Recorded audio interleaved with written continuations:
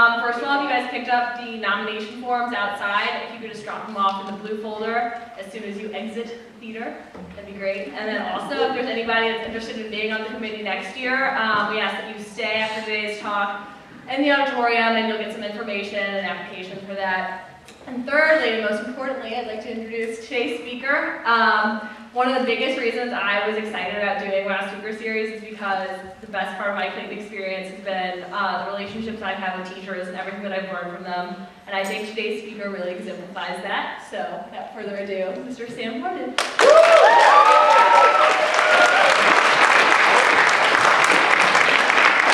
You haven't heard the talk yet. Well, wow. Okay. First of all, I've never done anything like this, and so bear with me. Spent 20 some odd years teaching in a classroom where, you know, I'm sort of standing up and there's like 20 to 25 people. Right now I can't see anyone out there, which is probably a good thing, but there's like definitely a lot more of you than 25. Sort of standing up. First, I'd like to thank, and I have some cards, but I'll try to stick with it and try to keep this sort of organized and get used to the microphone and everything like that. So, okay, hold on. There we go. Okay, here we go. All right. And just don't boo or something like that. It's really bad. Just leave. Okay. Anyway, first, I would like to thank everyone involved in this Words of Wisdom speaking program for setting this whole thing up. It seems like it's a great idea. It really is. You know, and I hope it continues in the future. Something Sarah and the committee are going to keep going with. It seems like just a kind of a neat idea to get teachers more involved and talking about things, and besides just strictly classroom things. Of course, to be perfectly honest with you, this is one of those sort of honors. It's a sort of thing where you say thanks for the honor while somewhat dreading the event. If you've ever had those kind of things, you know, or thinking, should I really be thanking someone for this or asking why me? You know, people in the halls are saying, you're going to do this talk, and I'm like, yeah, I'm going to try. So, but you know, you'll have that in life. You'll get some honor, and it is an honor that you give them this chance to talk, but then you're kind of queasy inside about the honor. So, I must admit, I viewed this talk with some trepidation. In fact, quite a bit of trepidation. In fact, lately I've referred to it as, that which cannot be spoken of. I told people that you don't speak of it. Just, it's kind of like a Harry Potter thing, isn't there? Somebody in Harry Potter, that which cannot be talked of, or something. The name that cannot be said, or something. So the speech was that which cannot be spoken of. So, I mean, and here's the deal. I guess now it's time to I'll start trying to devolve into basic honesty here. You know, there's a certain pretension in offering words of wisdom. That would be my number one thing, versus getting in front of people and as I talking. That's kind of scary. But you know, when you say words of wisdom, that puts a burden on you that somehow you have these sort of some kind of words of wisdom. And I put here, considering some of the stupid things I've done, mistakes made, I am very cautious about offering wisdom to anyone. So, you know, in fact, if the Greeks were right, and the Greeks are always right, except in economic affairs. Every single thing the Greeks did was correct and very wise, but the economy thing, that's bad. The Greeks said this thing, only suffering brought wisdom. And that's a really dark vision, though I think it might be true. But I don't want the talk to be a complete downer. You know, there's just, where you start already thinking like this guy's going to talk about suffering, bringing wisdom, and you know, that's pretty. But when I think of words of wisdom, though, I think of some like when I thought about this speech and giving it, I thought of some old, experienced veteran of the world offering some cautionary words. The inspiration of which came from some ordeal or personal travail or something like that. When you think of words of wisdom, I just think of some old timer, like, you know, like, hey, Sonny, I got some words of wisdom for you. You know, it'd be basically because the guy screwed up somewhere and it's like something bad happened to him, you know. So if you think words of wisdom, it's, you know, or you got like some Hallmark deal, you know, where ships are meant to leave the harbor, you know, or something, but, you know, words of wisdom, when I've got words of wisdom, it's usually somebody that got, you know, scarred up from the world or something and says, don't do that. So there is a kind of a dark side to the whole thing. So, so usually when you think of them, they're sort of cautionary.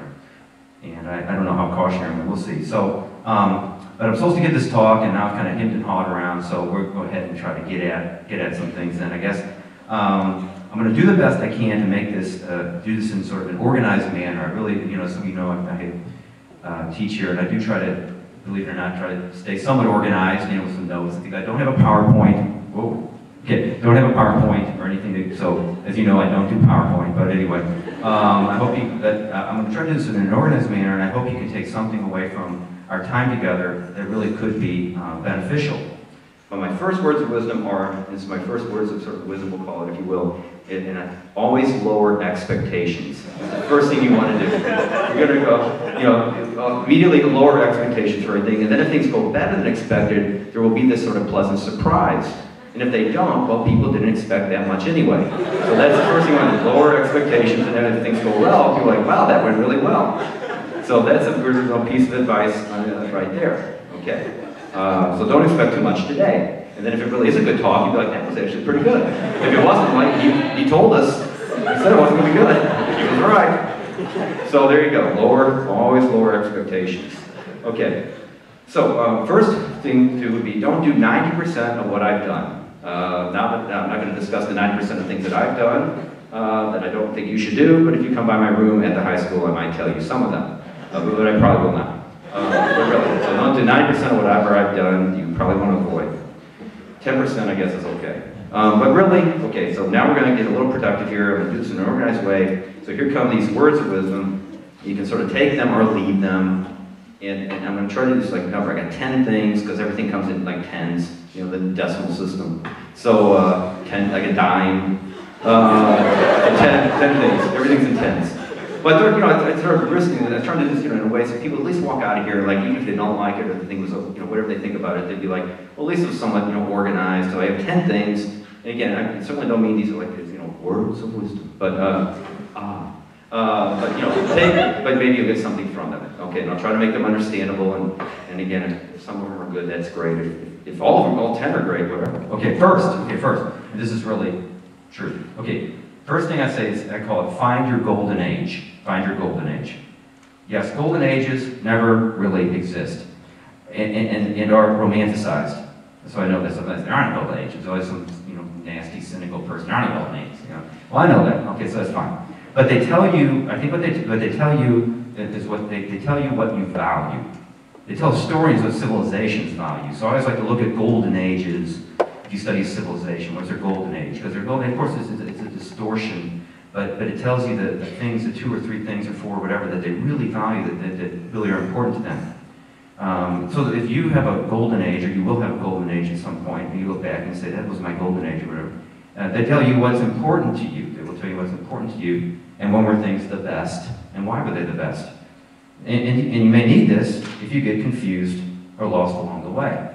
And I think it's a roadmap that helps you understand what you treasure in life. It can help you tell you what you really value and what's meaningful to you. If you look and say, that was my golden age, and I think you'll be able to find 2 or 3 things that made it a golden age, and maybe now it's not a golden age. So maybe you all the way go back, but it could be something that you say, that's what really made it wonderful at that time. So I thought that would be one thing to do, if you can. Second is, I call this a phrase, don't let them take your spirit away. Okay, don't let them take your spirit away. Okay, now this is taken from a rather gruesome scene in the movie Black Robe, which is about 17th century Canada and Indians, when 2 Huron Indians are being tortured by 2 Iroquois. Right? So I think it's got something to do with fingernails. That's all I'm going to say. Because very bad things are happening to people's fingernails. Okay, the older one of the Hurons, of the 2, says to the younger one, who's just writhing in pain, and these Iroquois are just staring at him. He says to the other guy, says, don't let them take your spirit away. And I love that scene. I thought that was a really neat scene. Mr. Horse and I talk about that a lot, whenever we get a little down here, like, don't let them take your spirit away. It's okay, so, which I don't mean sound like this is a depressing place to work or anything, but anyway. I say this every day, Okay, the administrators are here. Okay. Now in life, and I think, I could be wrong, that maybe you have just a wonderful life all the way through, but there could be situations, and maybe unfortunately people, that can kill your spirit. They really can. Your spirit could just get crushed, and you can feel like you're breaking a little bit, spiritless, And in the movie, the Iroquois are watching intently for that breaking point. They're doing this really in this real slow, elaborate sort of system to see if they can get the two captives to give up, to sort of break and then call out, whatever. And that's why the old one says to the other one, don't let them take your spirit away. Because once you acknowledge you're broken, you know, then they really have your spirit. So I think you have to remind yourself that little phrase, you know, if you get a little down or you feel like you're getting rocked a little bit, you know, don't let them take your spirit away, you know. And it ties into something, I don't remember the guy, but I hope you see this connection. It's a little, there's a British psychologist who I thought said something very interesting, and I hope it, and these are all comments that I really feel weird saying them because you may not need any of this stuff, but this whole words of wisdom, but I'm trying to, if there's some good things, that'd be great. Anyway, this British psychologist said, we need more dandelions, less orchids. And I thought that was a real interesting thing to think about, because what he meant by that is dandelions you can't really beat. You know, you put the weed killer on them, and you stomp on them, you pull them up, the doggone things keep coming back. In orchid, you change the temperature like a little bit of the humidity, boom, there goes the flower. And what he meant by that is that, you know, kids especially, and, you know, and I'm sure adults too, you have to have that dandelion quality a little bit, you know, that you just keep coming back, and when you get a little bit, you know, broken down, that, you know, because if you've ever done with dandelions, you just can't get rid of them. I mean, but that's a good quality. That means it's resilience in a way, and I thought that's the number one thing really you might need in life is this resilience. So maybe you think that, you know, dandelions aren't very attractive. Orchids are a whole lot prettier, but orchids are that hot house plant thing. So something to think about. Okay, third, watch out. People are like, I don't like dandelions. Just told me to be one. Okay. Anyway, watch out for soul stealers. Okay, now so far this is all. Must be thinking this guy lives in some kind of world where, like Star Wars, or what is going on here? But it gets better. It'll get slight. It's a dark talk. But anyway, okay. Now, I mean things that can destroy who you are. Okay, that's what I mean when I thought about the words of wisdom. I honestly thought, like, you know, words of wisdom are like, you know, watch out for this stuff. So, okay. I mean things that can destroy who you are. Now, that could be a job you hate. It could be money. It certainly could be alcohol or drugs. I mean, that's going to steal your soul faster than anything I've ever seen. You can leave it with absolutely nothing. You know, so these are things you got to avoid them like they're poison, because they are. And I can't say what it might be best. I can't say what it might be that's going to do this. It might, you feel like, you know, but, you know, you'll know when it's here. You'll know when you feel like your something's getting at it, you know. And I'm not sure how you fight it, but I know you have to. But maybe the next item, number 4, might be of some benefit. And 4 is, the fourth thing, is try to stand for something and try to create an identity you can live with every day. Which, by the way, is something more than what college you're going to. That would be rather sad, and I mean that is no offense to people that are going to colleges, but I mean that's all of you, I guess. I mean, you would not want to define yourself, in my opinion, you know, by what college I'm going to. And you see a lot of this time of year, you know, that would not be, I think, my number 1 definition. You know, you'll make mistakes. You will certainly never be able to live up to your ideals every day. I certainly do not. There's no way. All the time. But ultimately, I think you do have to look in the mirror and say, this is who I am. These are the things I'm trying to do, and you have to feel good about this. Whatever that may be. You know, a job, you have to eventually do that. Okay. 5th, this is going to be kind of a different one. The dogs bark, but the caravan moves on. And I always love that little phrase. Bert Drosky, who worked here a long time, was a basketball coach. He did this all over the place. And I just love that phrase because I definitely, I'm a barking dog, you know, I whine and complain and stuff like that, you know, so I thought it was a good reminder to me. And no matter what, you have to persist. You know, you've got to push on, you've got to keep moving. And that's a resilience theme I hope to see in a lot of these little things I'm coming up with here. You've got to get up in the morning, you got to fight through things. You know, and probably some of you already know that. You've gone through your things that are difficult, and you know, there's no choice. You've got to get up and keep doing it. So now I have a bad sports analogy, and also kind of something bad from a history teacher. Okay, so, and I know it's a bad sports analogy, and I know it's corny, so I'm warning you ahead of time, so you can puke now. Okay, you want to just feel yourself retching. All right, but you got to forget yesterday. You got to have a bad memory sometimes, which that's the history part. History is all about memory, you know, remembering. But I swear sometimes you gotta completely forget. You don't know what happened yesterday, really. And here's the bad baseball part. But I do like baseball. You see these people and they'll go like 0 for 5 and you watch them and they leave bases, and the bases are loaded, and the ninth inning they strike out, these horrible things, and you're like, God almighty, that poor guy's got to go home, and the fans are booing, and he must go to the dugout. Just think like, oh my God, I just think this was neat. Next day, guy hits a home run, I mean, Wednesday, Tuesday you can be an 0 for 5, or Wednesday you can be the hero. And I know right off the bat that's very hallmarky and kind of corny, but you know what? I do think it's sort of true. And so I risk putting that. I wasn't going to put it down there, but maybe think about that sometime. And it really is. I think it is true. Give a bad day, a real bad day. Next day could actually wind up being really great. So okay. Now the sixth one, and we're moving right along here. Okay. The sixth one is one it's be careful with technology. Okay. The elephant is in the room, or whatever the expression is here. Okay, so be careful. Now, if I'm giving a talk, this is going to be a theme. Now, because I have the last chalkboard in Clayton schools. People don't know, I don't think there's any other chalkboards. The custodians come in my room, they're like, kind of, what is this? It's a chalkboard. The guy's real nice. He cleans it. He's like, that's pretty cool. And so, yeah. Right. Now, I'm not a Luddite, really. Now, I'm really not. I'm not. Because I have a lot of technology in my home. I'm using this microphone, for example, right now. I actually just wanted to talk at you, but they said it had to be tied into that. Okay, so I will be glad to use any type of technology out there. I do not have a PowerPoint. They asked me if I wanted a PowerPoint. I was kind of like, nah, I don't think so. Because people just look at the screen, Okay. So I have technology, can do some wonderful things. I want to make sure, you really, in medicine, things, air conditioning. I mean, good grief. Without air conditioning, that would be horrible. And we can now watch sports in high definition. And that to me is one of the great achievements. When the first time I watched it in high def, I'm like, I love technology. This is amazing. So, it's good. If people came to my home, they would see, I have a computer, I know how to work it, blah, blah, blah. Okay. So I just would say I'm kind of leery or cautious of the discrepancy between the promise and the reality of it. That's why I'm worried. People, at least those people with jobs, which are getting to be fewer and far between, seem to be working longer than ever. And I thought people were supposed to be working less than ever with the new technologies, and are working all the time. But we've got more technology than ever in education. I honestly don't know if there's any board member. I don't know that it's made a tremendous amount of difference.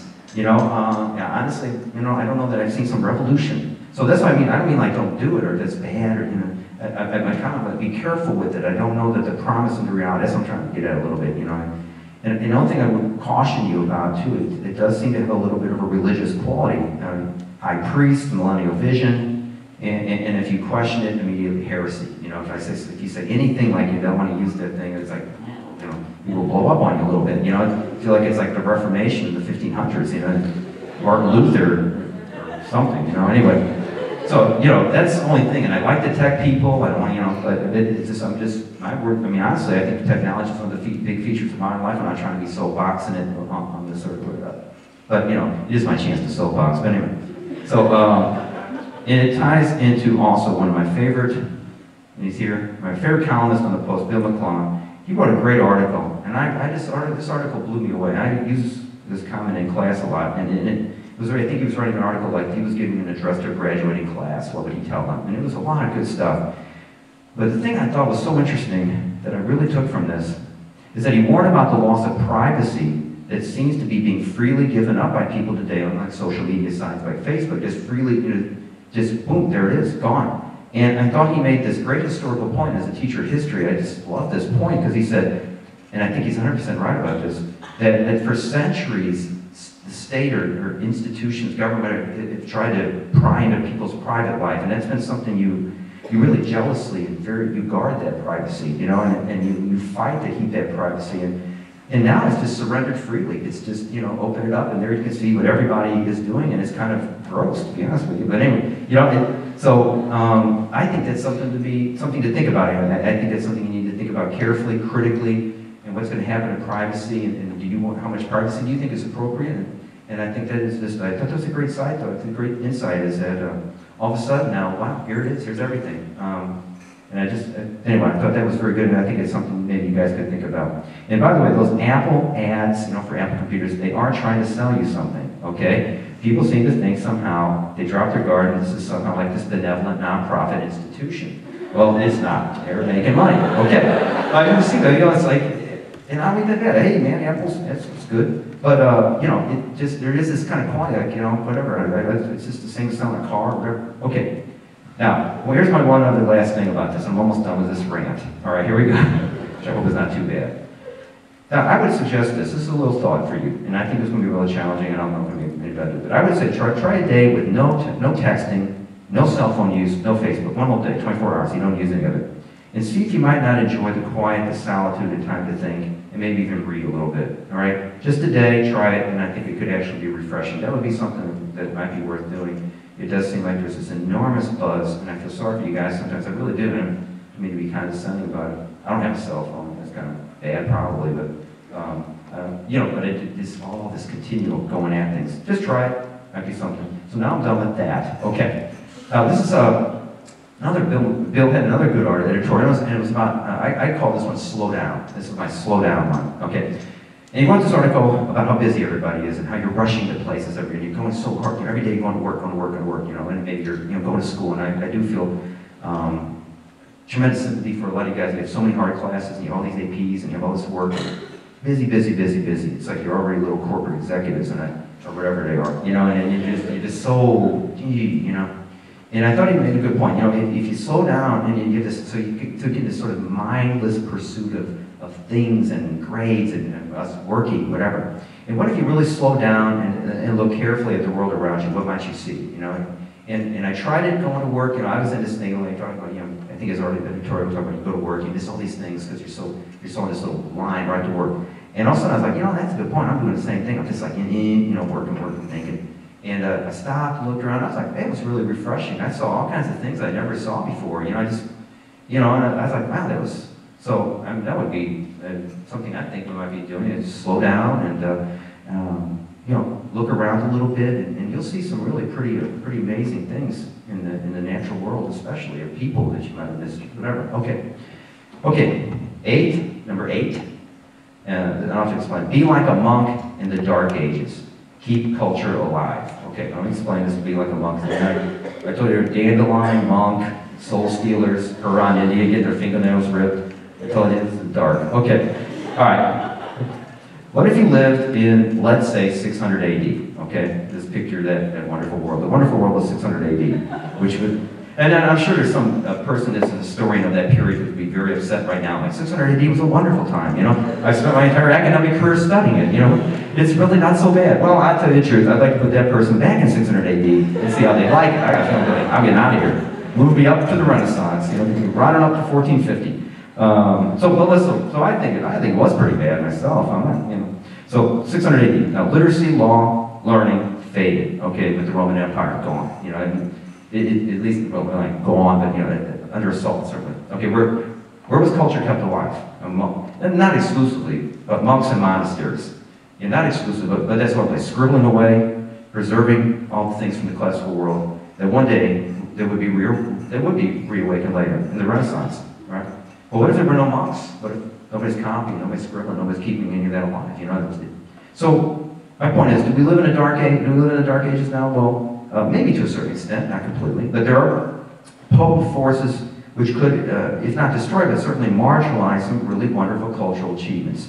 Great literature, great music, art, historical memory, perhaps memory itself. Maybe one day we'll just Google memory and see what memory was. But all these things could. So a few of you, and I think it will probably just be a few, and that's okay. I would hope that you would be the monks of this age and treasure books and art and music and theater and all the great cultural things that are out there, and make sure they're not swept away or somehow gone someday where you're like no one reads, or I don't think that's extreme today, but that these things are just not part of people's lives. Okay, 9. Okay, we're almost in here. Don't be like French aristocrats in 1788. Okay, you know what happens in 1789? Not good. It's going to get worse by about 1792. All right. Okay, so. If you're born into privilege, I would say, please accept this humbly, with gratitude and thankfulness, Nobody asked to be born into poverty. Nobody asked to be born into a broken home. It's a great philosopher, Rawls, who had a philosophical construct, which said you should imagine a world where you don't know what place in society you're going to be born into. You won't know where you're going to be born into.